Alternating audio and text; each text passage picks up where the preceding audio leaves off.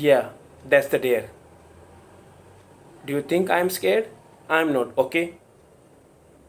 Ananya was dead scared, along with the very thought of stepping out into the corridor. Not only she was afraid of the darkness that surrounds around the dimly lit bulb in the staircase, but also she was petrified by the idea of being left out alone. And her friends have challenged her to take the entire damn trip by herself. Besides, there were already hush talks of the corridor being haunted. There were whispers of how there have been some sightings during the night.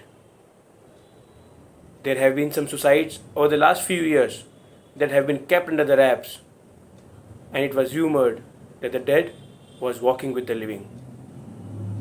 With all that still afresh in the backdrop, a bunch of hostel girls have challenged Ananya after seeing her pretending not to be afraid of the darkness. They knew she is a coward, but they wanted to have their quarter of fun with it. Okay, so let me get this straight. Ananya was up on her feet, showing a fake confidence for a story that is about to begin. I have to exit from there, she pointed to the door, and then take a left from the staircase and pass the corridor and come from the back door there. She pointed towards her left, thus completing the full circle. Is that right? Yes, everyone said in unison. The excitement of the adventure was killing them. Okay, done. Silence pervaded. Ananya took a deep breath if she was preparing herself for a fate for which she was not ready few minutes ago. She looked at the wall clock that was doing a tick tock towards her left. It read 2 a.m., the boogeyman hour. All hostel girls were watching Ananya as she stepped out slowly with unsure steps. The dim light from the staircase was only showing her silhouette or the shadow into the darkness. She had only taken a few steps when suddenly she stopped moving. Everyone's eyes was on her.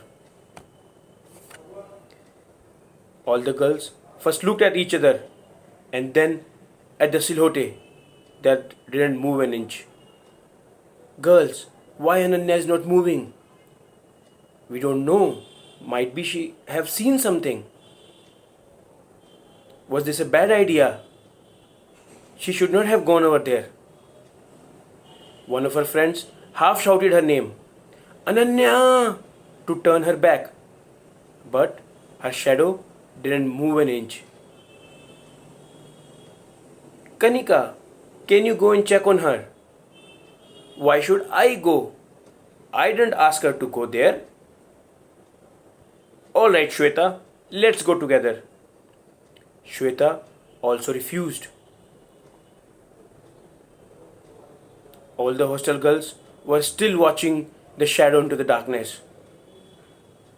They have their hearts in their mouth and they were doing the chit chat, but nobody moved. Suddenly, out of the blue, Ananya came from the back door shouting, Girls, I did it. The streak of horror filled the entire room. They were all scared.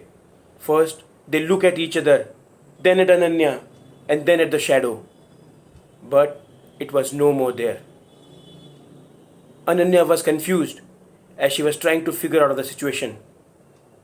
She was also worried that what has just happened here that make the girls look so disoriented. One of her friends explained her how her shadow got hung in the darkness when she was stepping out into the corridor. Ananya was baffled as she found the trip to be quite okay. Her heart was beating more than the normal, but she found the journey to be quite peaceful and calmful. Shweta jumped from her bed and shut the door quickly. All the girls were trying to sleep that night, but no one could. the image of the silhouette could not disappear from their mind. Thank you.